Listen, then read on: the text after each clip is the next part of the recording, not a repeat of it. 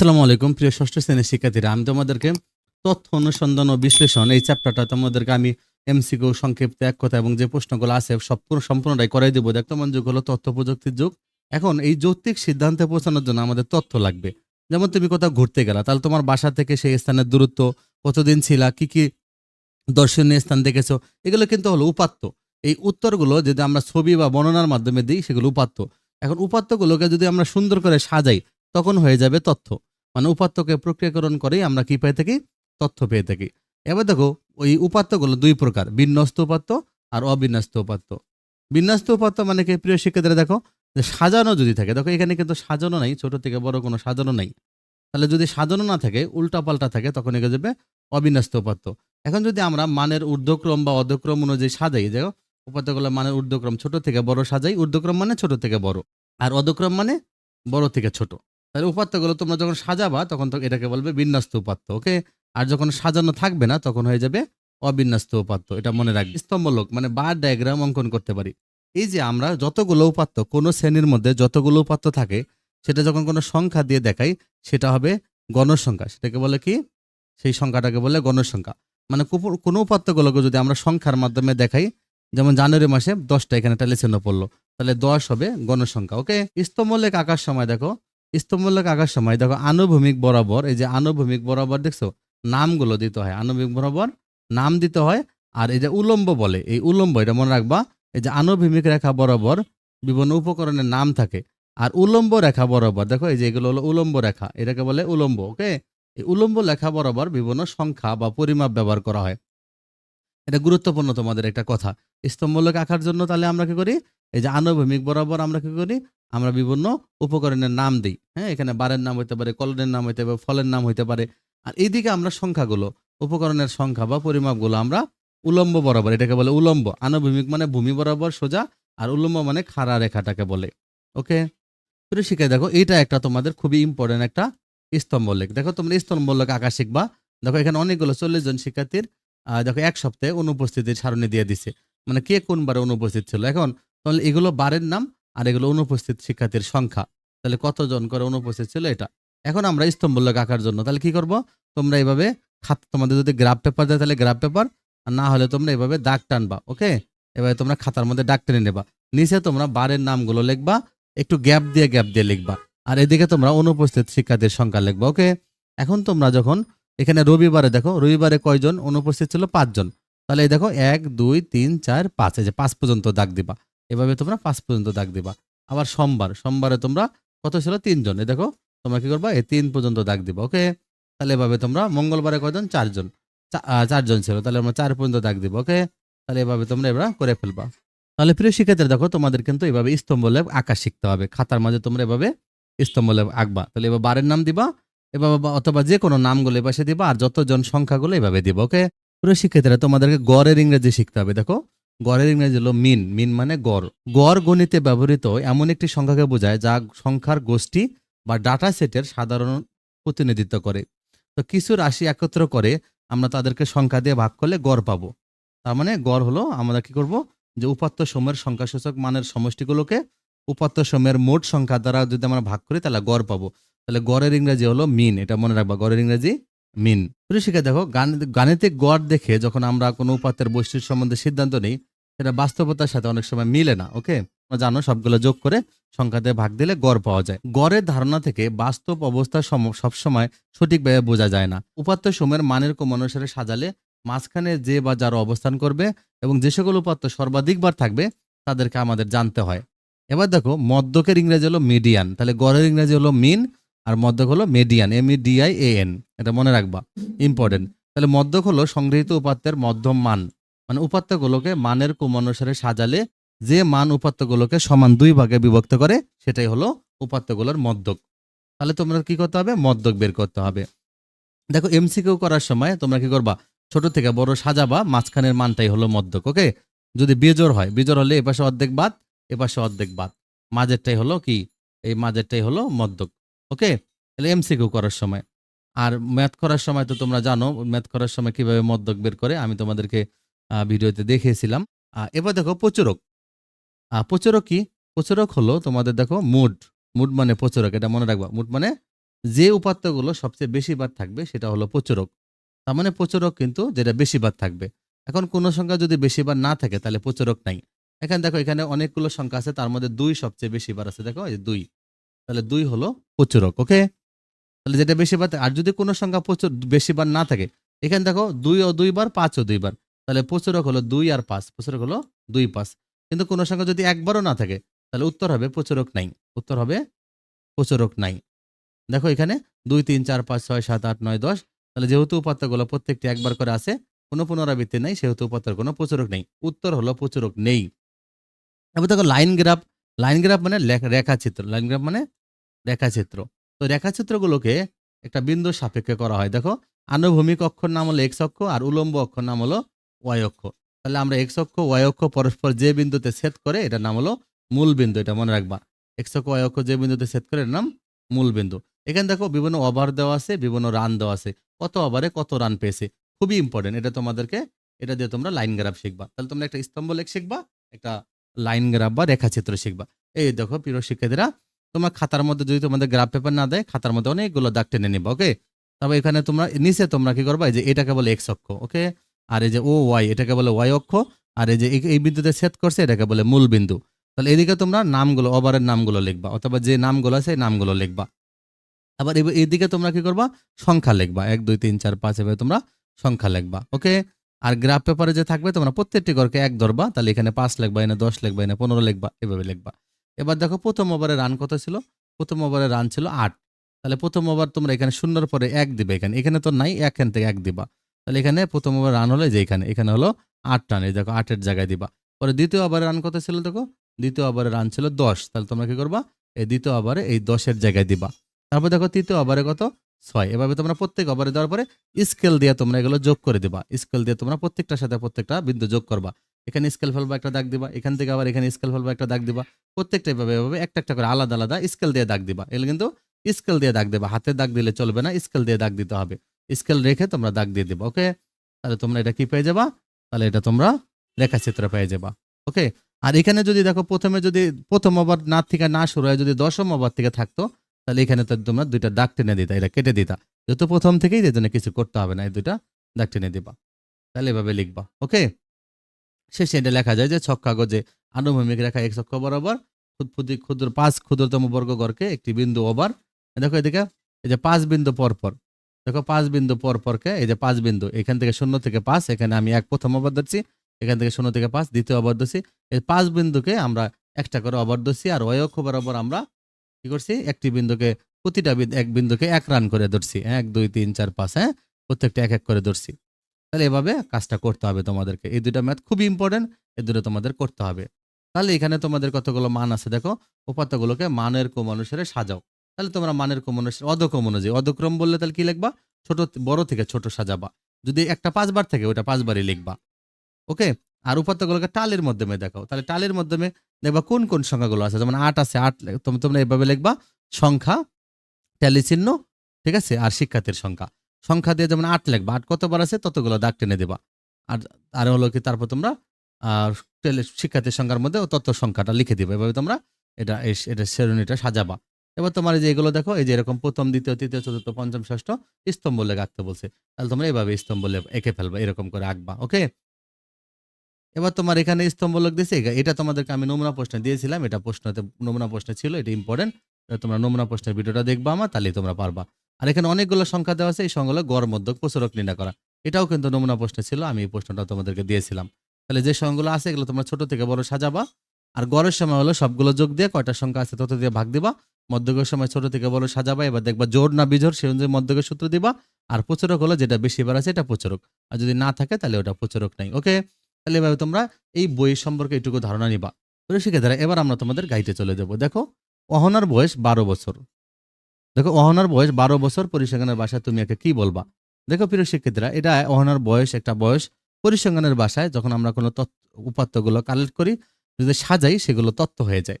তাহলে এখন এটা কিন্তু এই তোমাদের ম্যাথে যদি আমরা বাস্তবিক অক্ষ বলি, এই ম্যাথটা এটা ক হবে না, এটা কিন্তু উপাত্ত হবে। কারণ একজন ব্যক্তির বয়স কোনোদিন তথ্য হয় না। একজন ব্যক্তির বয়স এটা একটা উপাত্ত। ওকে? এটা একটা উপাত্ত। যদি অনেকগুলো বয়স আমরা সাজাই তখন সেটা হয়ে যাবে তথ্য। তাহলে অহনার বয়স ১২ বছর, এটা একটা উপাত্ত। এর এবার রনির উচ্চতা 4.5 ফুট। এটাকে আমরা কি বলবো? এটাও একটা উপাত্ত, দেখছো? কিন্তু ওরা এখানে এটা তথ্য বলছে, তথ্য হবে না, এটাও একটা উপাত্ত। তাহলে দেখো এখানে একজনের মানগুলো সাধারণত উপাত্ত হয়, সবারগুলো দিয়ে যখন তুমি একটা কাজ করবা, সারণী তৈরি করবা, তখন এটা তথ্য হয়ে যাবে। ওকে, তাহলে এটা হলো উপাত্ত। এবার দেখো আজ তোমাদের শ্রেণীকক্ষে উপস্থিত শিক্ষার্থীর সংখ্যা 5 জন। তাহলে দেখো তোমাদের ক্লাসে যেহেতু অনুপস্থিত শিক্ষার্থী কয়জন? 5 জন শিক্ষার্থী। তাহলে এই যে 5 জন শিক্ষার্থী, তাহলে তোমাদের 5 জন শিক্ষার্থী অনুপস্থিত তোমাদের ক্লাসে। তার মানে এটা একটা হলো কি তথ্য, এটা একটা, কারণ এখানে একজন না, একটা সংখ্যা না, 5 জন শিক্ষার্থীর তথ্য নিয়েছি আমরা। ওকে, এবার দেখো উপাত্ত কত প্রকার? আমরা জানি পরিসংখ্যানে উপাত্ত 2 প্রকার, বিন্যস্ত আর অবিন্যস্ত। এবার দেখো এই 40, 42, 45, 48, 50, 52 এটি কোন ধরনের উপাত্ত? শিক্ষা দেখো সাজানো নাই, সাজানো আছে 40, 42, 45, 48, 50, 52 সাজানো আছে। দেখো যখনই সাজানো থাকবে তখনই হবে বিন্যস্ত। দেখো ছোট থেকে বড় সাজানো আছে, এটা বিন্যস্ত। এবার টেলির মোট সংখ্যাকে তুমি কি বলবা? প্রিয় শিক্ষা আমরা জানি প্রতিটা টেলি যতগুলো সংখ্যা হয় ওটাকে আমরা বলি গণসংখ্যা, ওটাকে আমরা বলি গণসংখ্যা। দেখো 5টি টেলি চিহ্ন আমরা কিভাবে দেবো? দেখো আমরা 5টি প্রথমে 1, 2, 3, 4 হবে, তখন পরেরটার এই যে উপরের কোণা থেকে নিচে একটা দাগ টানবো, এটা হলো 5টি হলে আমরা এভাবে বলি। এবার দেখো 8 কিভাবে? তাহলে এটা 5, এটা হলো 3, এটা হলো 8। কিছু রাশি একত্র করে তাদের সংখ্যা দ্বারা ভাগ করলে তুমি কি পাবে? আমরা জানি সংখ্যা যোগ করে ভাগ করলে এটা গড় পাওয়া যায়। এবার উপাত্তগুলো সংখ্যাসমূহ সূচক মানের সমষ্টিকে উপাত্তসমূহের মোট সংখ্যা দ্বারা যদি আমরা ভাগ করি, তাহলেও আমরা কিন্তু গড় পেয়ে যাব। গড়কে তুমি অন্য নাম দিতে পারো, এটার নাম হলো গাণিতিক গড়। নিচের কোন সংখ্যার সাহায্যে তুমি গড় নির্ণয় করতে পারবো? তাহলে গড় মানে উপাত্তগুলোর সমষ্টিগুলোকে উপাত্তগুলোর মোট সংখ্যা দ্বারা আমরা ভাগ করে ফেলবো। তাহলে 5, 3, 4, 2, 1 এর গড় কত? তাহলে তোমরা সবগুলোর যোগ দিয়া 1, 2, 3, 4, 5 দিয়ে ভাগ দিবা, তাহলে যেটা বের হবে ওটাই আনসার। ওকে, এবার 17, 29, 50, 0, 49 এই সংখ্যাগুলোর গড় কত? তাহলে তুমি কি করবা? এই সবগুলো সংখ্যা যোগ করে ফেলবা। যোগ করার পরে এবার 1, 2, 3, 4, 5, তাহলে 5 দিয়ে এটাকে ভাগ দিবা। ওকে, 5 দিয়ে ভাগ দিলে তাহলে তোমার এখানে শূন্য থাক না কি থাকে এটা গুরুত্বপূর্ণ না, যতগুলো সংখ্যা আছে তুমি তত দিয়ে কি করবা, তত দিয়ে তুমি ভাগ দিবা। এবার সংখ্যাগুলো একটি তোমার শ্রেণীকক্ষের 25 জন শিক্ষার্থীর বয়সের সমষ্টি 300, তাহলে তোমার তাদের বয়সের গড় কত? তাহলে 300-কে তুমি 25 দিয়ে ভাগ দিবা, দেখবা 12 বের হয়ে যাবে।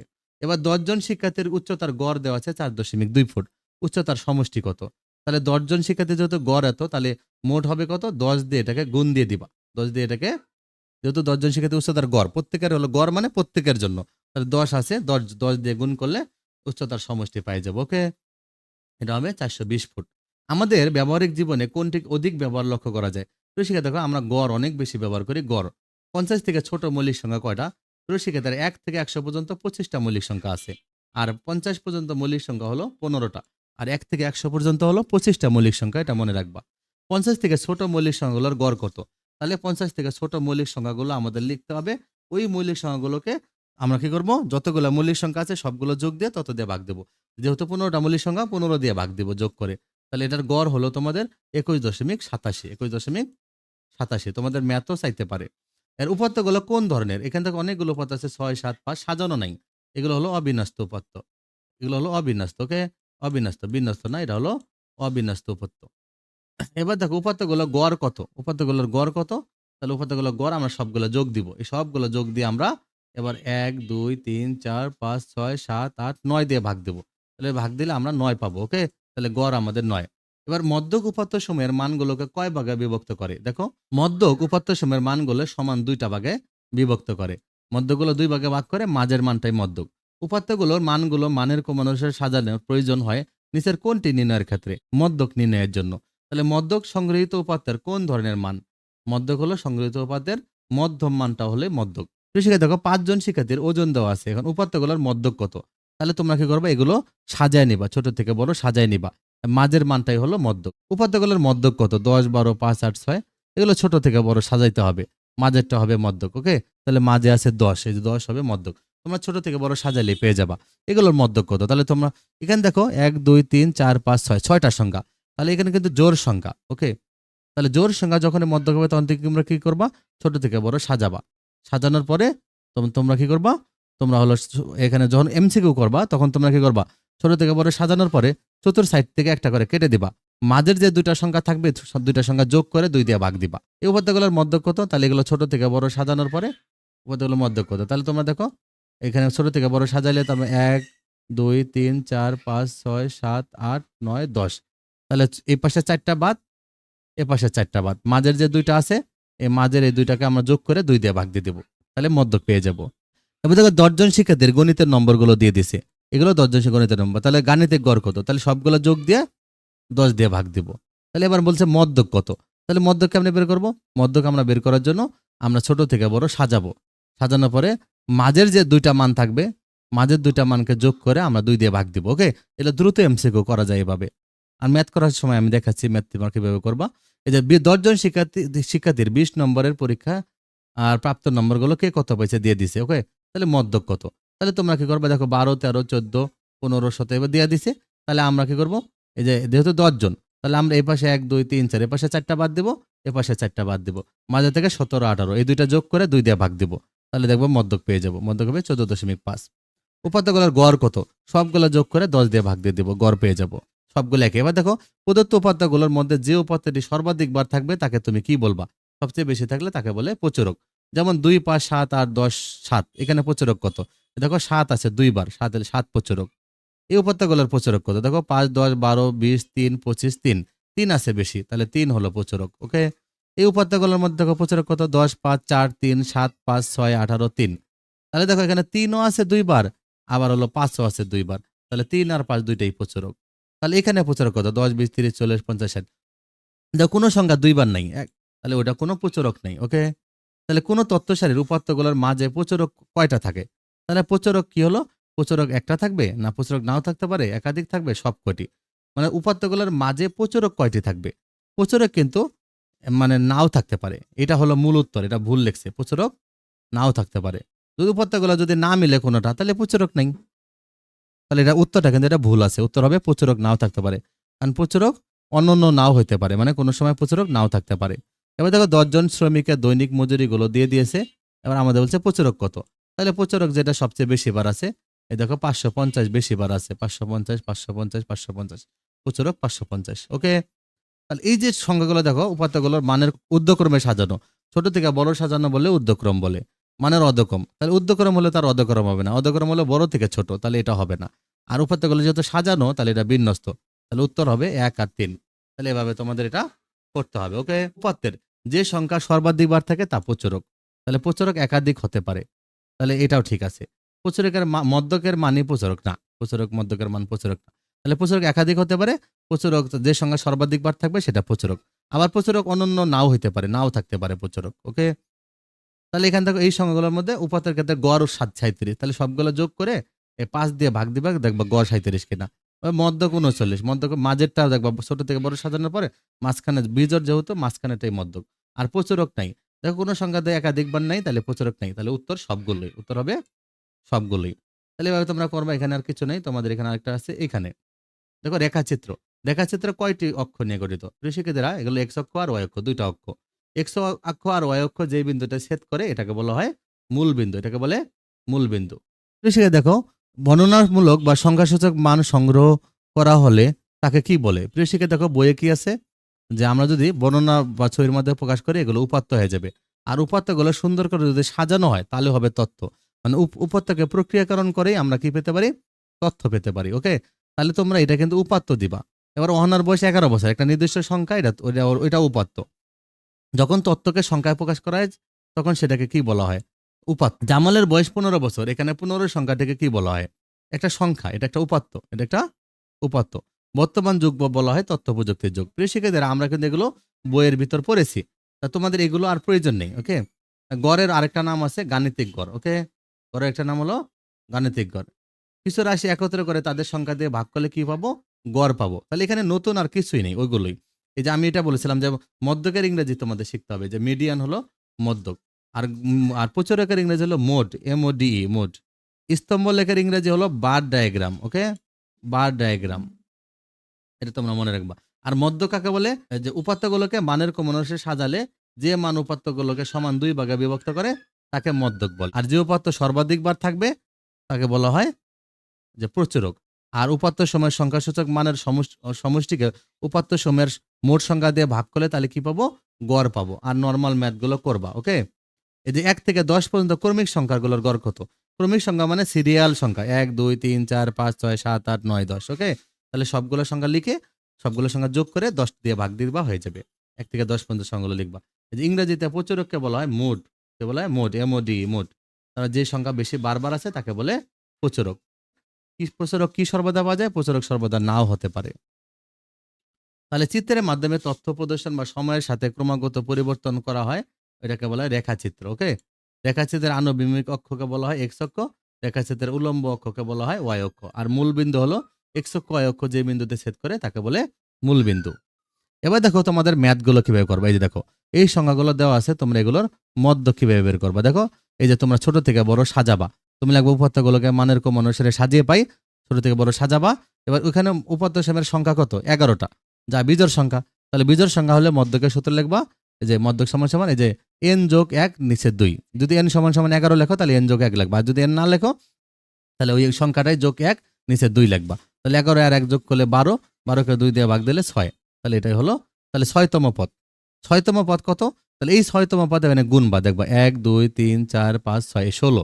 6তম পদটা হলো 16। তাহলে মধ্যক, তাহলে হলো মধ্যক হলো 16। ওকে, এবার তোমাদের এখানে তীর চিহ্ন দিতে হবে না, এগুলো গোল দিয়ে দেখাইতে হবে না, তুমি নরমালি ম্যাথ করবা। এখান থেকে উপাত্তর মধ্যক কত? এগুলো দেখো উপাত্তর মানুষের সাজাবো। এখানে দেখো এখানেও বের হয়েছে কি, এগুলো জোড় সংখ্যা বের হয়েছে। এখানে উপাত্তর সংখ্যা 10। তাহলে মধ্য কত হবে? এই যে 10 ভাগ 2তম পদ, আর নিচে 10 ভাগ 2 যোগ 1তম পদ। এটা হলো n/2তম পদ প্লাস n/2 প্লাস 1তম পদ। n এর মান হলো 10, এমনি লিখবা অথবা ডাইরেক্ট মান দিয়ে লিখতে পারবা। তাহলে 10কে 2 দিয়ে ভাগ দিলে 5 হবে, আর এটা 5 হলে এটা পরের সংখ্যা হবে। এটা 8 হলে এটা 9 হবে, এটা 5 হলে এটা 6 হবে। এটা 5তম পদ আর 6তম পদ, নিচে লিখবা 2। আর 5তম পদ কোনটা দেখো? 1 2 3 4 5, এই যে এটা 1050। আর 6তম পদ কত? 1100। একটা সংখ্যা দুইবার থাকলে দুইবারই তোমরা ওই দুইটাই লিখে দিবা যোগ দিয়ে। এই যে যোগ দিয়ে লেখার পর 2 দিয়ে ভাগ দিছি, যেটা বের হয়েছে এটাই অ্যান্সার। তাহলে দেখো যখন তোমাদের কি হলো যে বিজোড় সংখ্যা থাকবে তাহলে এততম পদ বের হবে, ওই পদটাই মধ্যক। যখন জোড় সংখ্যা থাকবে তখন তোমার মাঝের সংখ্যা দুইটা যোগ করে 2 দিয়ে ভাগ দিতে হয়, দেখছো? তাহলে তোমাদের মধ্যক পেয়ে যাবা। এবার তোমাদের গড় কত? তাহলে সবগুলো যোগ দিবা, উপাত্তগুলো মানের সাংখ্যিক মানের সমষ্টি, উপাত্তগুলো যোগফল লিখবা, যোগ সবগুলো সংখ্যা যোগ দিয়ে লিখবা। এবার উপাত্তের সময়ের সংখ্যা লিখবা 15। তাহলে আমরা জানি গড় সমান সমান সূত্রটা লিখবা, যে উপাত্তগুলো যোগফল নিচে উপাত্তর সংখ্যা, এভাবে লেখা করে ফেলবা। এবার এখানে দেখো একটি ক্রিকেট খেলার 6 ওভারে সংগৃহীত রানের তালিকা দিছে, ওভার রান, উপাত্তগুলো গড় রান নির্ণয় করো। তাহলে প্রথম ওভারে 4, দ্বিতীয় ওভারে 7, তাহলে সবগুলো যোগ করে দিবা। এবার ওভার ছিল কয়টা? 6টা, 6 দিয়ে ভাগ দিবা, দেখবা আনসার হয়ে গেছে। দেখো সবগুলো রান লিখে এই যে ওভার সংখ্যা 6, 6 দিয়ে ভাগ দিছে, দেখো গড় পেয়ে গেছে। এখানে দেখো 50 থেকে ছোট মৌলিক সংখ্যা কোনগুলো, এটা তোমাদের জানতে হবে। হ্যাঁ, মৌলিক সংখ্যা মানে কি জানো? যাদেরকে ভাঙলে ওই সংখ্যা ছাড়া আর কোনো সংখ্যা পাওয়া যায় না। তবে সবচেয়ে ছোট মৌলিক সংখ্যা হলো 2, আর একমাত্র জোড় মৌলিক সংখ্যা হলো 2। তাহলে 2 3 5 7 11 13, দেখো এগুলো 13কে ভাঙলে 13 একে 13, আর ভাঙা যায় না। 19কে আর ভাঙা যায় না, 23 29 31 37 এগুলো ভাঙা যায় না। 41কে ভাঙা যায় না, 43কে ভাঙা যায় না, 47কে ভাঙা যায় না। ভাঙা যায় না মানে কি? যেমন 4কে ভাঙলে 2 দুগুণ 4 হয়, 4 একে 4 হয়। তাহলে এখানে তুমি 2 দুগুণ 4 লিখতে পারতেছো, কিন্তু এগুলোকে শুধু 1 ছাড়া আর কিছুই লেখা যাবে না। একক যেমন 1 দিয়ে ছাড়া আর লেখা যাবে না। এগুলোই মৌলিক সংখ্যা। তাহলে এখানে মৌলিক সংখ্যা কয়টা? মৌলিক সংখ্যা আমরা জানি 50 পর্যন্ত মৌলিক সংখ্যা হলো 15টা, আর 100 পর্যন্ত মৌলিক সংখ্যা হলো 25টা। তাহলে এগুলো যোগ করবা, 15 ভাগ দিয়ে দিবা। তাহলে এভাবে তোমরা সবগুলো গড় মধ্য করে ফেলবো। ওকে, এবার আমরা দেখো এই প্রশ্নটা আমি তোমাদেরকে নমুনা প্রশ্ন ছিল, আমি শিখিয়ে দিয়েছিলাম। এখানে অনেকগুলো সংখ্যা আছে, বলছে উপাত্তগুলোর মধ্যক কত। তাহলে এই যে মানগুলো দেখছো উপরে, যে মানগুলো আছে এই মানগুলো তোমরা ছোট থেকে বড় সাজাবা। সাজানোর পরে দেখো যেহেতু জোড় সংখ্যা, তাহলে সাজানোর পরে তোমরা কি করবা? এই মাঝখানের সংখ্যা দুটোকে যোগ করে 2 দিয়ে ভাগ দিবা, মধ্যক পেয়ে যাবে। ওকে, তোমরা সূত্র দিয়ে লিখতে পারবা। আবার প্রচুরক কিভাবে করবা? এই যে তোমরা ছোট থেকে বড় সাজাবা, দেখো কোনো সংখ্যা বারবার নেই, তাহলে কোনো প্রচুরক নেই, এভাবে তোমরা ম্যাথটা করে ফেলবা। আর এখানে দেখো, এখানে দিছে তোমাদের 50 জন শিক্ষার্থীর বিগত 1 সপ্তাহ অনুপস্থিত শিক্ষার্থীর সারণী দিয়ে দিছে, দেখো বার শিক্ষার্থী দিছে। এবার তোমাদের কি বলছে? এটা তোমাদেরকে বলছে তোমরা এটা দিয়ে স্তম্ভ লেখা আঁকবা। তাহলে তোমরা কি করবা? এইদিকে তোমরা বারের নাম লিখবা, খাতার মধ্যে দাগ টেনে নিবা, আর গ্রাফ পেপার দিলে গ্রাফ পেপারে দেখবা 5 ঘরে একটা করে মাঝখানে একটা করে দাগ থাকে, ওই দাগের নিচে বারের নামটা লিখবা। ওকে, তাহলে কি করবা? তাহলে কি করবা? বারের নামগুলো লিখবা, আর এই পাশে অনুপস্থিত শিক্ষার্থী লিখবা। বাস, তারপর তোমরা এভাবে লিখে এভাবে করে ফেলবা। এবার দেখো মধ্যক করে, এবার দেখো এটা তোমাদের লাইন গ্রাফ, এটা তোমাদের শিখতে হবে। আমি বারবার তোমার সাজেশনে তোমাদেরকে দিয়েছিলাম লাইন গ্রাফ, এটা তোমাদের লাইন গ্রাফ। ওকে, যে ছক কাগজে আনুভূমিক রেখা এক্স অক্ষ বরাবর প্রতি 5 ক্ষুদ্রতম বর্গঘরকে বিন্দুকে অবাধ ধরছি, আর উলম্ব রেখা ওয়াই অক্ষ বরাবর আমরা কি ধরছি? রান ধরছি। তাহলে এদিকে অবার, এদিকে রান। তাহলে এবার তোমরা লাইন গ্রাফ করে ফেলবা। এই দাগগুলো অবশ্যই তোমরা স্কেলে দিবা। ওকে, এখানে তোমাদের আর কিছু করতে হবে না। এখানে দেখো এই যে উপাত্তগুলো মানের অর্ধক্রম অনুযায়ী সাজাও, উপাত্তগুলো ট্যালির মাধ্যমে প্রকাশ করে উপস্থাপন করো। তাহলে ওর সাজায় নিবা শুধু। আর ট্যালি কিভাবে লিখবা? এই যে সংখ্যাগুলো আছে সংখ্যাগুলো এভাবে সবগুলো লিখবা, যেই যে সংখ্যাগুলো এখানে পাবা এই সংখ্যাগুলো লিখবা, যেমন 10 আছে, 9 আছে, 10 আছে, 8 আছে, সিরিয়ালি লিখবা। ঠিক আছে, সিরিয়ালি তোমরা লেখার পরে এবার যে সংখ্যাটা যতগুলো বার আছে ততগুলো করে দাগ টানবা। যখন 5টা থাকবে, 5টার বেশি থাকবে বা 5টা থাকবে, এখানে টেলিসেনোটা এই দিকে দিছে, তোমরা এই পাশ থেকে দিবা। ওকে, এই পাশ থেকে এইভাবে দিবা। তাহলে এবার তোমরা টেলিসেনো দিবা। আর মোট সংখ্যা কত, মোট গণসংখ্যা যতগুলো আছে এখানে লিখে দিবা। এটাই তোমাদের সারণী করা হয়ে গেল। এটা তোমাদের খুবই ইম্পর্টেন্ট, সারণী করবা। আর তোমরা কি করবা এভাবে, এই দেখো স্তম্ভলক দিছে, এগুলো তোমাদের কোনো প্রয়োজন নেই। এটা আমি তোমাদেরকে নমুনা প্রশ্নে করে দিয়েছিলাম, খুবই ইম্পর্টেন্ট, এটা আসছিল লেখা লেখা এটার নাম কি, এটা স্তম্ভলেখ। মানের উদ্যোগ অনুসারে সাজিয়ে প্রচুরক নির্ণয় করবা। তাহলে তোমরা এটা থেকে প্রচুরক করবা, যে সংখ্যাগুলো আছে এগুলো সিরিয়ালি লিখবা, যেটা সবচেয়ে বেশি বার আছে ওটা হলো প্রচুরক। দেখো এখানে সংখ্যাগুলোর মধ্যে আমরা সাজাবা 20, যেহেতু সর্বাধিক 3বার আছে তাহলে প্রচুরক হলো 20। এবার গড় কত সবগুলো যোগ করে তত দিয়ে ভাগ দিব। ওকে, তাহলে এই যে লাইন গ্রাফটা করো এইভাবে। আর মদ্যক তোমরা জানো, মদ্যক কিভাবে করে, প্রচুরক কিভাবে, এইগুলো অঙ্ক, আর কিচ্ছু করতে হবে না।